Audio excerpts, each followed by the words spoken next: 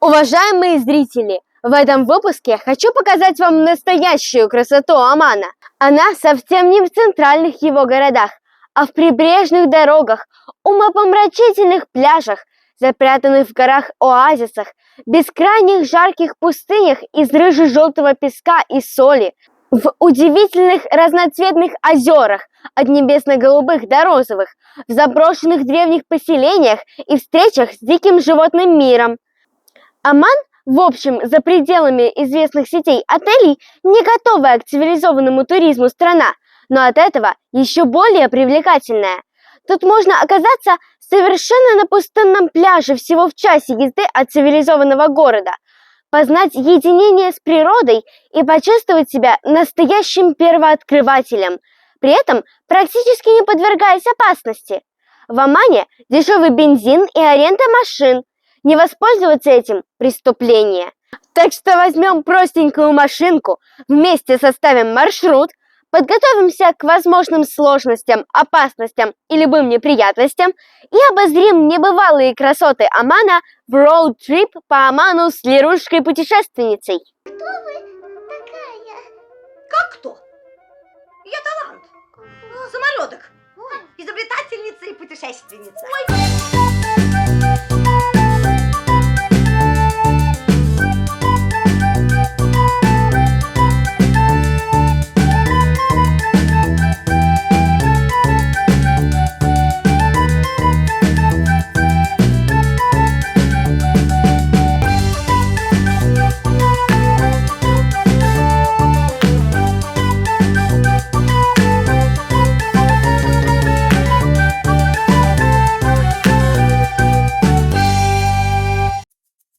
Оман в целом страна небольшая, наполненная разными интересными природными и историческими местами, но их концентрация в одном месте невелика.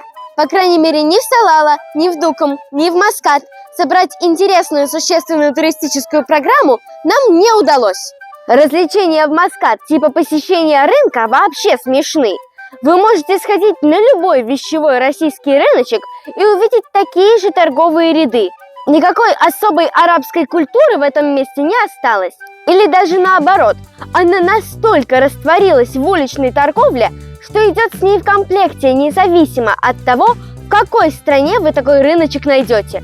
В Салала даже таких культурных развлечений нет. При том, что вы лишены возможности прогулок и пребывания на свежем воздухе существенное время из-за жары, ваш отдых превратится в некоторое подобие хорошего турецкого тюленевого безделья, но с невозможностью загорать и с прекрасным пустынным океаном, о чем я детально рассказывала в первом выпуске. При этом за пределами этих двух городов вас ждут необычайные природные красоты и совершенно эксклюзивный отдых, в смысле того, что почти никогда, почти никого нет рядом. Вместо туристических толп вас будут окружать горы, пустыни, волшебные красоты пляжи, удивительные оазисы, которые оманцы называют вади. Да и в принципе это какие-то марсианские пейзажи и совершенно необычная для нас природа. Поэтому важное решение – аренда машины. Мы не раз практиковали в наших путешествиях подобное мероприятие, но в существующих санкционных условиях и в такой колоритной стране даже для нас это было авантюрой. Однако не волнуйтесь, с нами вы будете готовы ко всем особенностям Омана. А если вы любите туризм, то вам любопытно будет узнать, что тенты и палатки тут разрешено ставить где угодно. Даже мы, цивилизованные туристы, не готовые к ночевкам под открытым небом, поняли, почему именно в Омане так популярны походы, хайкинг и прочая туристическая самостоятельность. Начать наше путешествие мы решили с международного аэропорта Салала. Въезд в Оман гражданам Российской Федерации доступен на 14 дней без всяких оплат и дополнительных документов. На большее время надо получать визу с оплатой на сайте консульства в Москве, где возможна оплата только с помощью карт международных систем. Поэтому лучше рассчитывать путешествие ровно на 2 недели. Однако, если вы пересидите в Омане лишний день-два, ничего страшного не будет. Может, возьмут незначительный штраф, а может, как в нашем случае, даже ничего не заметят. В чистой зоне и на выходе работают кассы с возможностью размена наличных денег. Жаль, что работает в них только один оператор, который лениво переходит из одной будки в другую раз в полчаса. Поэтому, если не попадете на его график, застрянете с ожиданием надолго, как и мы. И еще в аэропорте плохой курс, поэтому много денег не меняйте. Сам аэропорт Салала – огромное современное здание, но на шопинг тут не рассчитывайте, только самое необходимое. А необходимое для самостоятельного туриста, кроме местной валюты, это сим-карта. Здесь магазины открыты аж 2 местных операторов, но наличные принимают только в одном из них.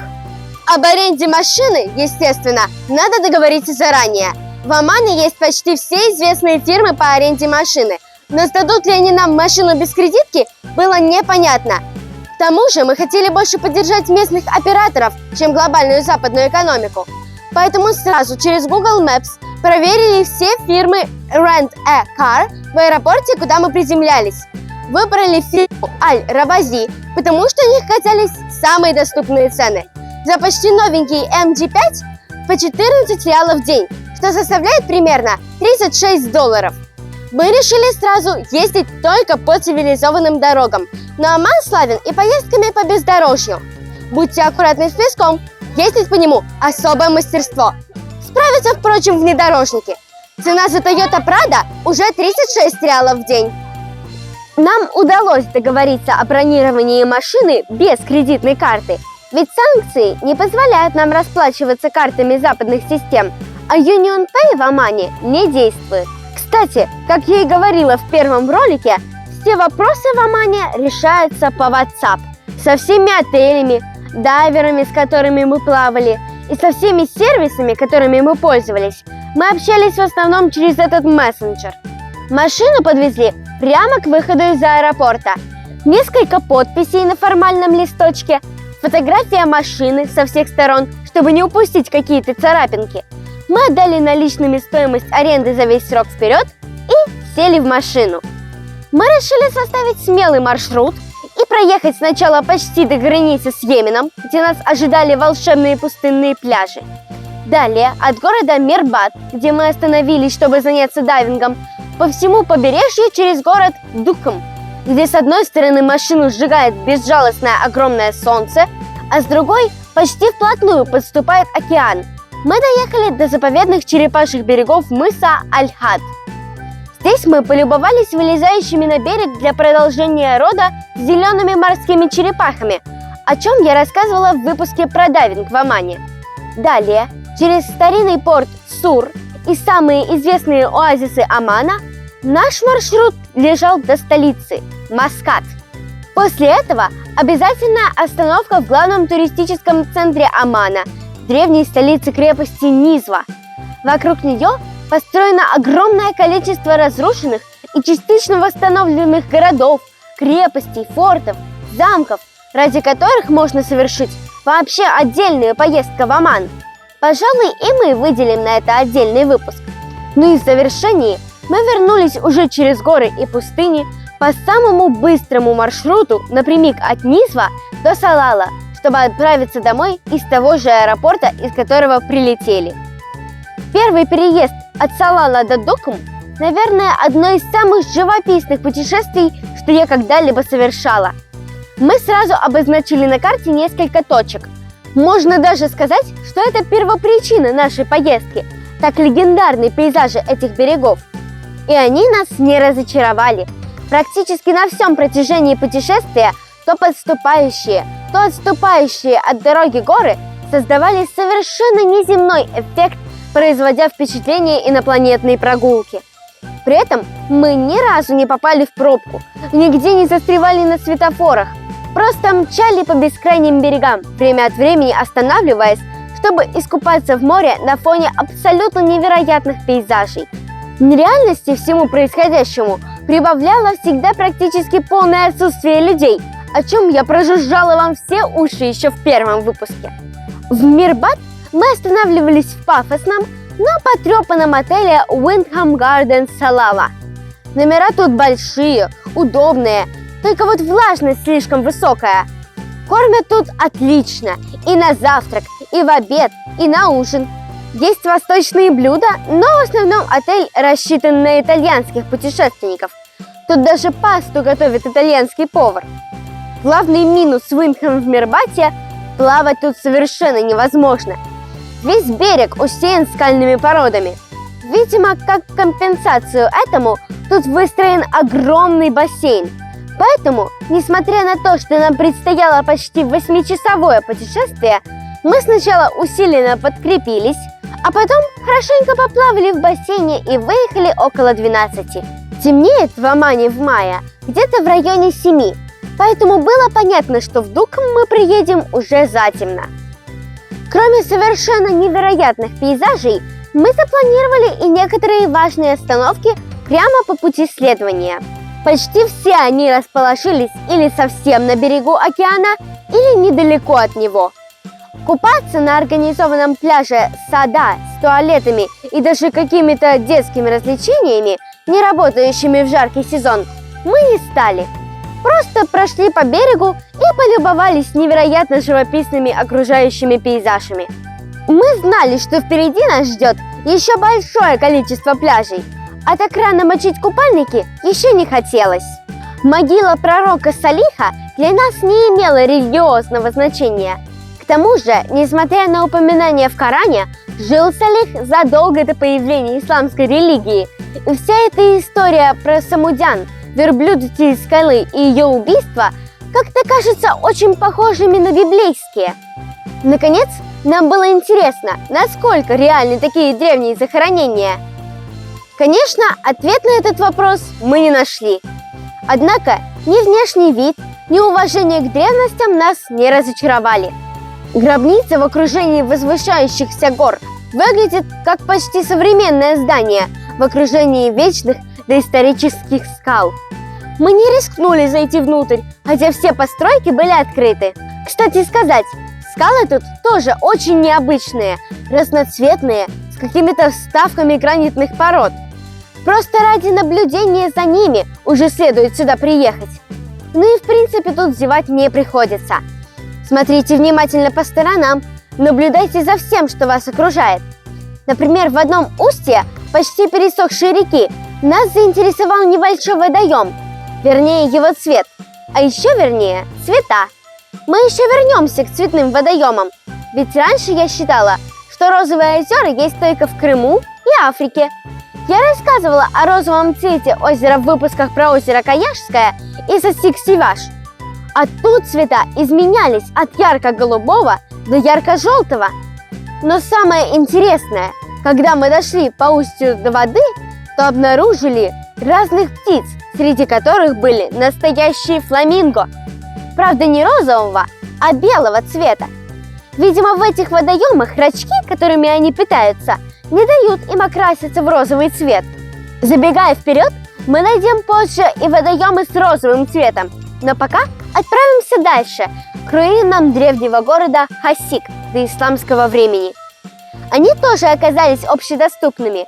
Мы нашли древнюю раковину, которую местные жители использовали вместо подсвечника, о чем мы узнали позже в музеях в городе Сур, Маскат и в Розальджинс. Кое-где древние строения и дома практически можно воссоздать в воображении полностью.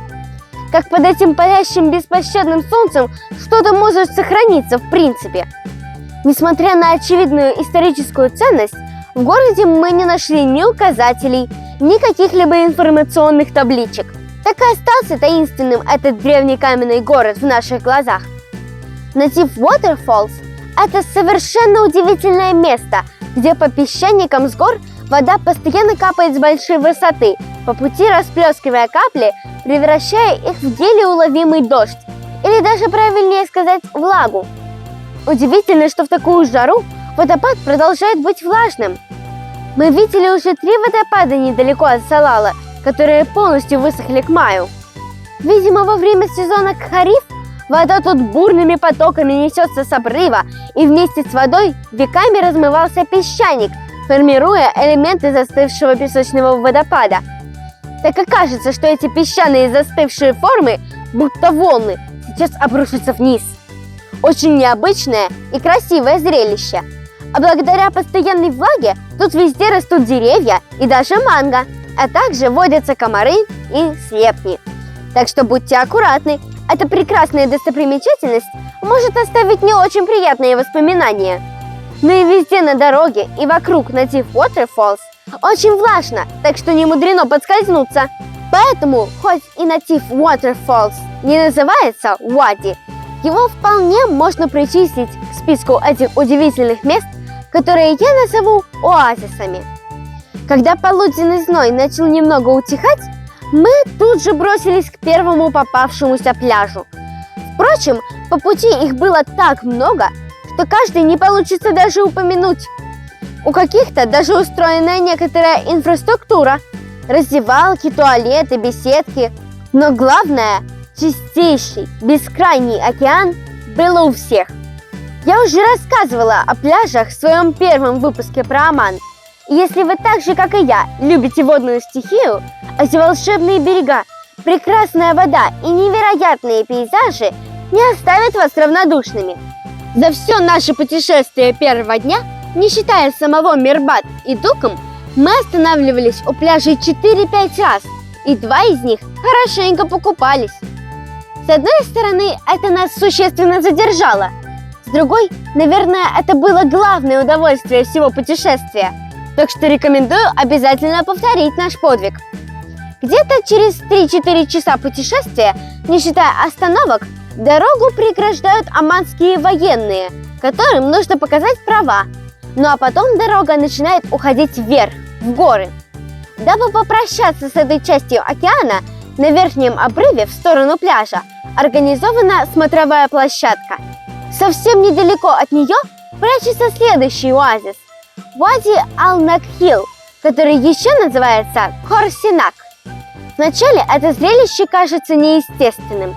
Вокруг горы, скалы, безжизненные камни и палящее огромное солнце. И вдруг в ущелье, сплотившись друг с дружкой вместе, финиковые пальмы. Дорога приведет вас прямо под укрытие пальмовых лап. За Вади никто не ухаживает, поэтому лапы пальм оказываются не только над головами, но и под колесами. Будьте аккуратны, под ними песок, а не асфальт, поэтому завязнуть колесами тут вполне реально. Под покровом пальм течет речка. Я не понимаю секрет этих Вади. Видимо, вода течет с гор и не проходит через населенные пункты. Именно поэтому она такая кристально чистая. От воды в океане, кроме солености, ее отличает еще то, что она очень теплая. Далее дорога, петляя между скалами, доходит до самых верхних точек гор, и тут организована площадка, с которой открывается грандиознейший вид на каньон. Камера не может передать всего этого невероятного масштаба. Аж дух захватывает от этой высотищи. Какая же наша планета невероятная и огромная и интересная. Несмотря на то, что Оманские горы считаются одними из самых молодых на Земле, даже страшно представить, сколько всему этому масштабному великолепию тысячелетий. Под воздействием каких природных катаклизмов и как долго это все образовывалось, остается только фантазировать. Мне почему-то на этом фоне мерещатся или динозавры, или другие планеты. Выбирайте, что вам ближе. Наконец, спустившись с горной части опять на пустынные берега, мы не смогли удержаться от этой нечеловеческой красоты и еще раз бросились в воду, преодолевая настоящие океанические волны. Удивительно, что по всему этому побережью то тут, то там, какое бы пустынное оно ни было, установлены какие-то странные конструкции, то ли для того, чтобы прятаться от солнца, то ли для того, чтобы устраивать пикники. Нашим крымским строителям туристической инфраструктуры, о которых мы рассуждали в серии роликов про пляжи, есть чему поучиться. Уже к закату мы добрались до следующей нашей точки путешествия – Вади Аш-Шивамия. Дорога до него пролегает будто по дну давно высохшей реки. Такое впечатление, что 1000 лет назад тут гремело огромное речище. Хотя, может, это все мое слишком богатое воображение. Но окружающие горы, будто огромные осыпавшиеся детские куличики, не оставят никого равнодушными. Сам Уади представляет собой небольшой, но как бы двухэтажный оазис. Тут мы впервые столкнулись с древней ирригационной оманской системой, называемой Афладж. Оманцы считают ее одной из главных культурных достижений древнего Омана. Некоторые древние образцы Афладж охраняются ЮНЕСКО, о чем мы еще вспомним в историческом выпуске. Грубо говоря, это такая глиняная искусственная канава, по которой вода из горных источников или из вади проходила к населенным пунктам или крепостям, даря жителям воду возможность мыться и поддерживать чистоту, и выращивать финики. Благодаря сохранившемуся Афладжу оазис имеет немного продолговатую форму, а центр вади Аш-Шивамия представляет из себя водопад с кристально чистой водой и небольшой, но глубокий водоемчик с рыбками, которые любят делать педикюр любопытным туристам, откусывая кусочки огрубевшей кожи с их конечностей. Тут очень свежо, живописно и компактно.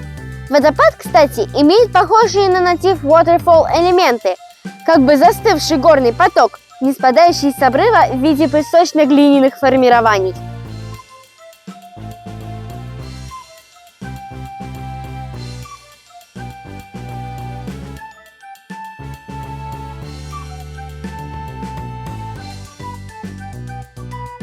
В наших планах было еще заехать на вади Гарма, но поздний выезд и неспешные остановки привели к тому, что остаток пути мы заканчивали уже в темноте. Ну и, наверное, пришло время рассказать про еду. Привычное нам и даже более широкое разнообразие различных чипсов, орешков и другого сухого перекуса вы найдете в северных районах, ближе к столице Омана Маскат. Нет, конечно, на заправках можно купить разные чипсы и арахис, и главную оманскую пищу, которой они так гордятся – финики всех видов, цветов и форм. Но только в Маскате, Низве и их районах вы найдете привычные нам большие магазины и даже французский Carrefour. И разнообразие в этих магазинах такое, что наши супермаркеты до сих пор кажутся отсталыми. А вот на живописном пути от Салала до Розальджинс и вообще на всем южном берегу Омана ничего такого даже близко нет. Это, наверное, единственный минус этой дороги – отсутствие хоть какой-то инфраструктуры питания. Компенсирует это то, что при такой чудовищной жаре нам совершенно не хотелось есть. Еще в Москве мы мечтали о том, как будем лакомиться восточной колоритной кухней и преимущественно рыбными блюдами. Однако в реальности за все время поездки нам особенно не хотелось есть. Лишь к вечеру и на завтрак мы еле-еле впихивали в себя еду. Вот, к примеру, возле одной из заправок мы нашли ресторан индийской кухни. Я уже не раз упоминала, что индийцы с их культурой, кухней и отношением к чистоте глубоко проникают в Оман. Вот и здесь за совершенно смешные деньги вместо омаров мы поели карри с тунцом и курицей и чуть не попробовали верблюжье мясо. При этом еда оказалась вполне вкусной. А вдобавок к нашим блюдам нам положили рис, овощи и индийскую лепешку парадху. Про заправки же, в принципе, необходимо рассказать отдельно. Хотя, наверное, правильно сделать это в следующем выпуске, где мы закончим рассказ о путешествии между основными городами Омана на машине и сможем после этого перебраться к рассказу об историческом центре Омана. Учтите, нас ждет очень много интересного, поэтому обязательно подписывайтесь на канал, пишите комментарии и не забудьте отплатить мне за просмотр ролика лайками. Лерушка-путешественница прощается с вами, чтобы встретиться скоро вновь на страницах ее канала. Пока!